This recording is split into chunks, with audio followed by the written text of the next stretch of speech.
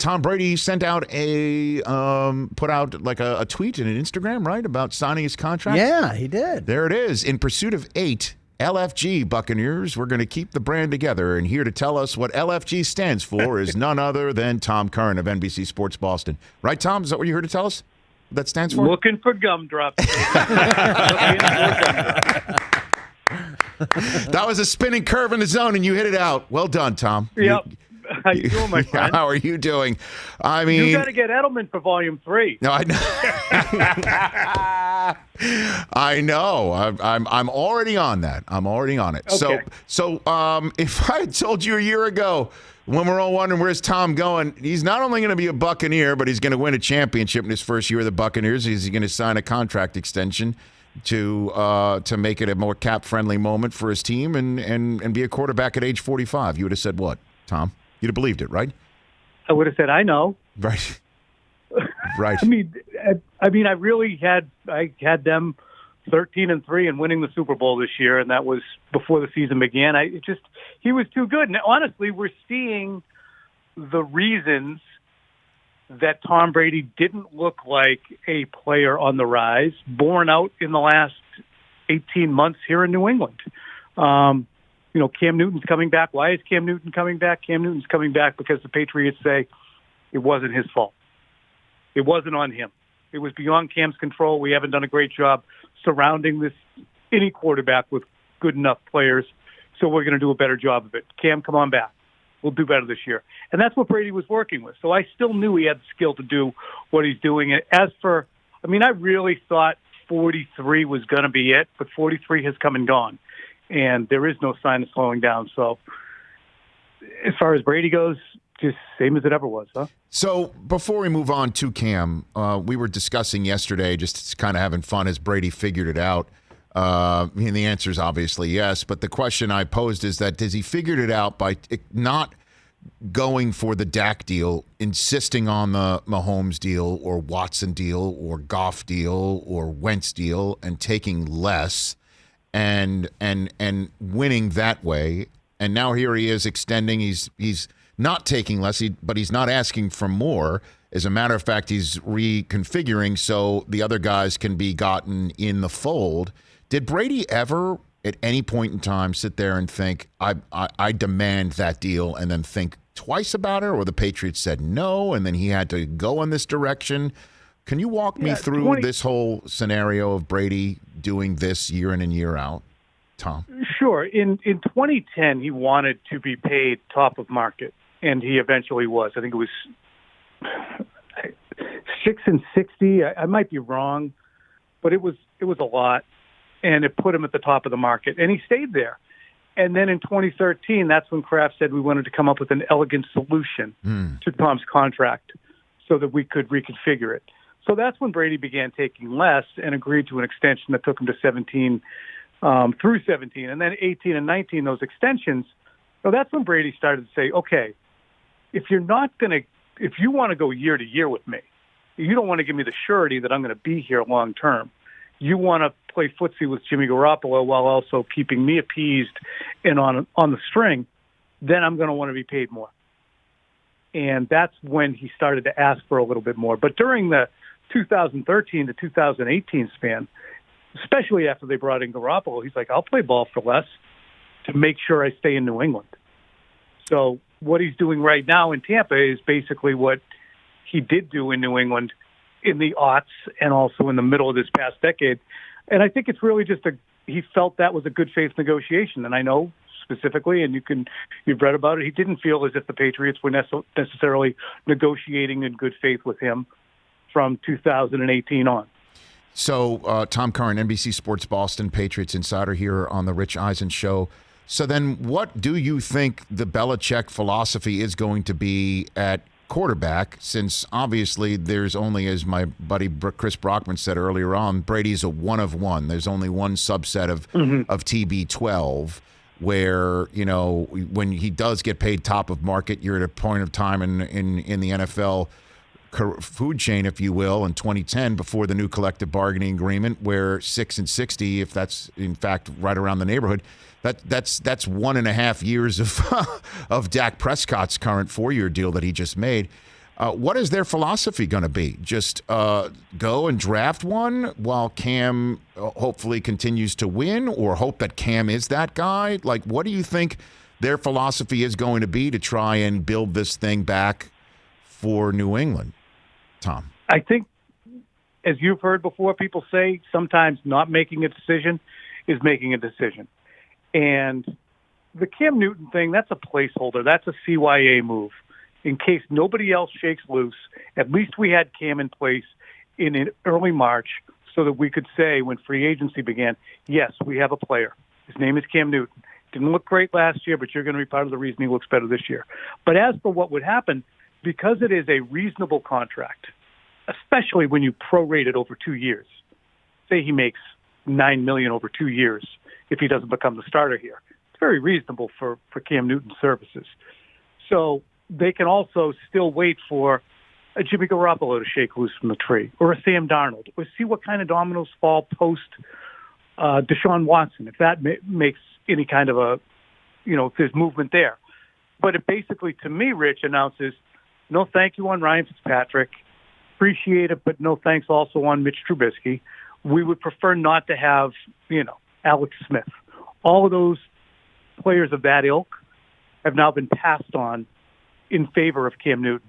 If nothing else shakes free, well, we'll see how it goes. But I just don't think that the plan really has crystallized for them, because they don't control their own destiny, so to speak. They can't guarantee, for instance, that if I put this package together, I can go get Trey Lance. And they can't go to the Niners and say, we're going to give you this package for Jimmy Garoppolo, because they're going to look at him and say, well, what are we supposed to do? We don't know if we're going to get Kirk Cousins or Deshaun Watson or anybody else. So it's kind of a waiting game, I think. So it's a draft day or draft days scenario of domino tumbling is what you're saying. So do you think New England sitting there at 15? Look, they're not. I can't imagine what the package would have to be for the Jets to say yes to them, or the Dolphins at 2 and 3, right? So right. Let's aim a little lower. Do they go and move up if they love Justin Fields or they love Wilson? I mean, that doesn't sound like New England. But then again, they've had Brady for 20 years, so we don't know what their philosophy really is. People I've spoken to about this, people who have been in the organization and are in the organization. I said, look, Bill has won with a 6th-round pick. He replaced Bernie Kosar, who would have been the number 1 overall pick back in the early 90s, late 80s. He replaced him with a retread Vinny Testaverde. He won with a 7th-round pick in Matt Castle. He developed a 2nd-round pick from Division II in Jimmy Garoppolo. He developed Brissett. Why is he going to go and jump into the top 10? And they said, well, we don't know he's not going to do that because he's always had Tom. So folks close to Bill, who know the way he thinks, don't think that he is averse to going up. My contention, as you look at the New England Patriots, is you've done so poorly in the draft at wide receiver and tight end. You've either ignored it or swung and missed so frequently in the last 6 to 7 years and in free agency that you can't be giving away draft picks at this juncture. Their front 7 doesn't scare anybody. They might lose Steph Gilmore. They don't have any wide receivers. They drafted 2 tight ends, neither of whom is going to move the needle. It's just, I don't think it's a great idea to go get Mac Jones or Trey Lance and give up the collateral that you'll have to, because the holes need filling now.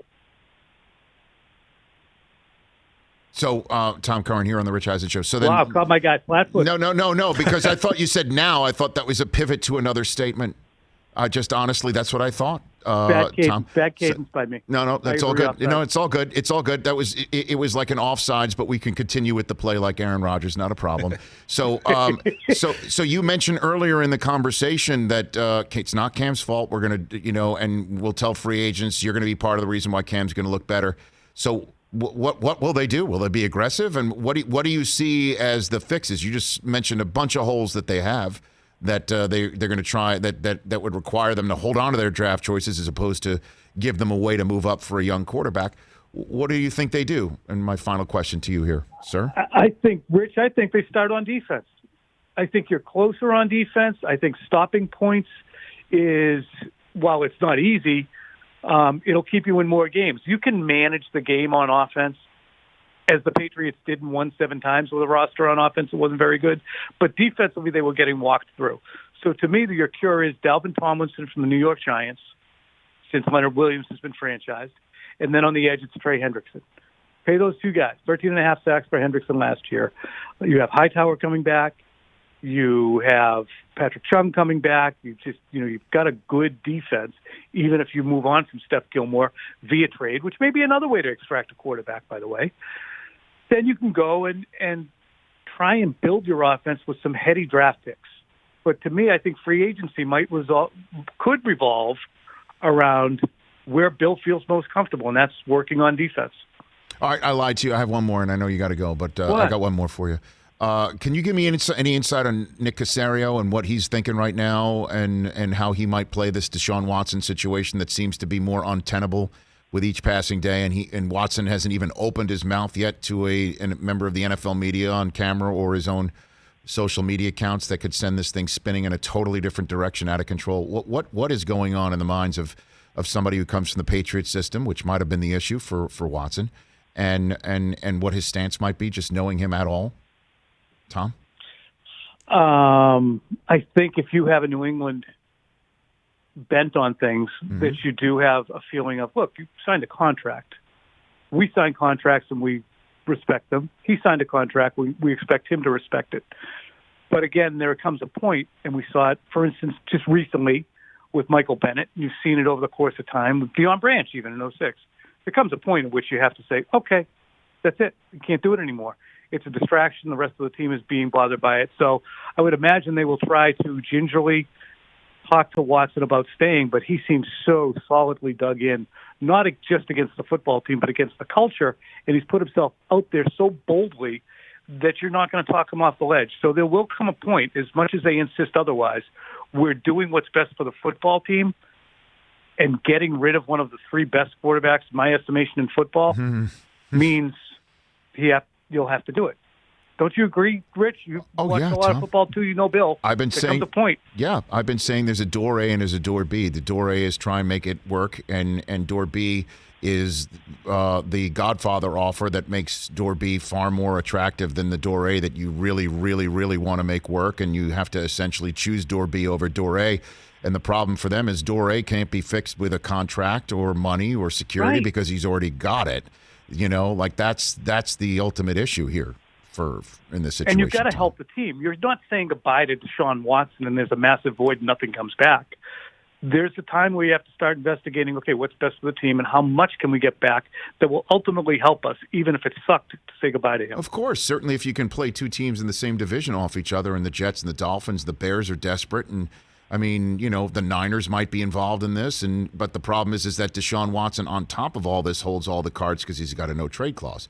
He could basically say, great deal that you just made with the Jets. I don't want to go there. That'll be the end of that. Yeah. It's funny. People up here are like, well, why don't the Patriots get in on Deshaun? He wants to come. Is here where he's going to have a seat at the table? Are you out of your mind? Anyway. Take care of yourself, Tom. Thanks for the call. Greatly appreciate it. All right, Rich. Thanks for having me. You bet. Check out Tom Curran on NBC Sports Boston and follow him on Twitter. I do. Hey, you watched all the way to the end. Thanks for that. Watch more right here.